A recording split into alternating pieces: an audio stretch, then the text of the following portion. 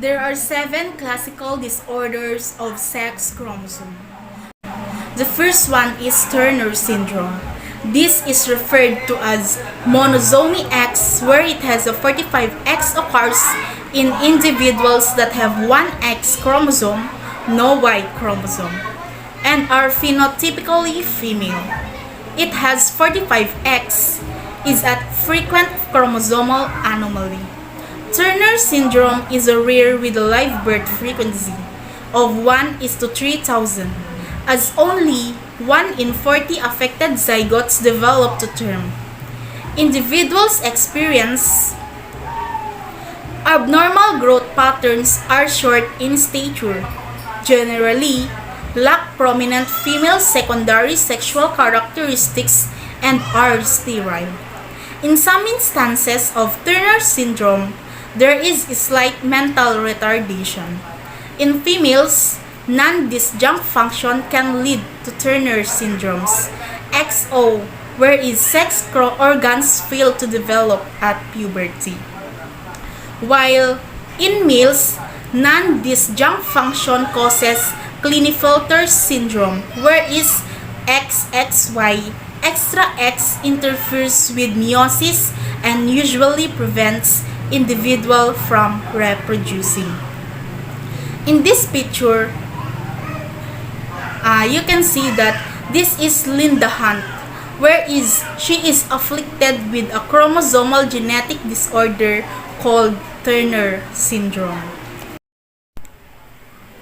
The second one is XX females, or it is usually referred to triple X syndrome, also called trisomy X or 47XXX, characterized by the presence of an additional X chromosome on each female's cells, experience normal development of sexual traits, and are fertile.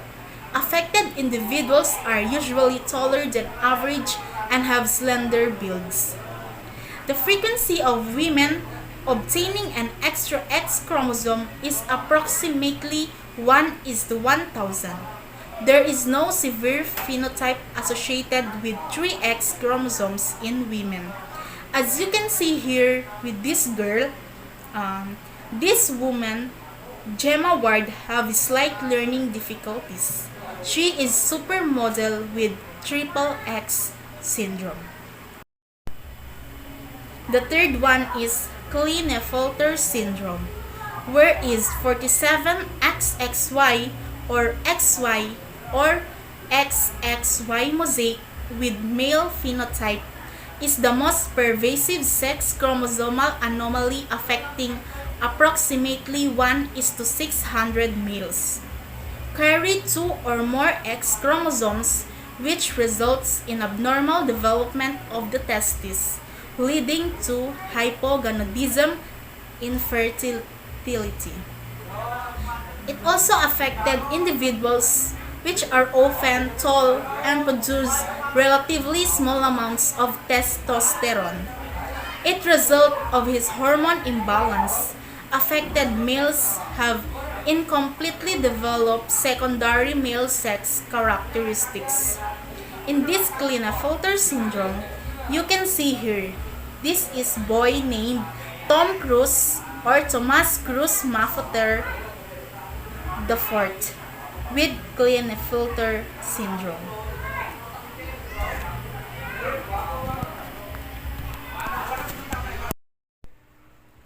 The fourth one is XYY males. It is a chromosomal disorder that affects males. It is caused by the presence of an extra Y chromosome. Males normally have one X and Y chromosome. It is affected individuals who are usually taller than average and are prone to acne because they produce higher than average levels of testosterone.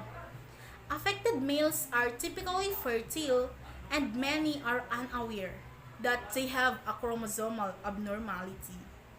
The frequency of males born with an additional Y chromosome is approximately 1:1,000. As you can see here in the picture, Sian Astin has XYY syndrome. And the fifth is hermaphroditism. It is a genetic condition in which affected individuals have both mature ovarian and testicular tissue. The autosomal inheritance of this condition suggests that genes controlling sexual development and differentiation are not limited to the sex chromosomes. Blacklist suggests that such familiar inheritance opens the possibility that, as with other inherited forms of sexual ambiguity, there may be pockets, perhaps even large geographical regions, with relatively high frequencies of true hermaphroditism. In this picture, this girl named Glam Diva or um, she is Lady Gaga. Her real name is Stephanie Joanne Germanotta, who joined the ranks of female celebrities reputed to be hermaphrodites or people born with ambiguous or genitalia or different genitalia than their chromosomes denote their gender as being. The sixth one is congenital adrenal hyperplasia. It is an inherited autosomal recessive condition that affects both boys and girls. It is the most common cause of intersexuality in females with 46XX, where untreated girls develop an outwardly male appearance. Also called androgenital syndromes, results from a genetically caused deficiency of cortisol, a steroid hormone produced by the adrenal cortex. Disorder occurs with frequency of 1:5,000 and result in incomplete female sex differentiation and increased androgenic effects due to a compensatory increase in adrenocortical hormone. This girl who is with congenital adrenal hyperplasia, this is an example of what we call disease congenital adrenal hyperplasia. And the last one is androgen insensitivity syndrome.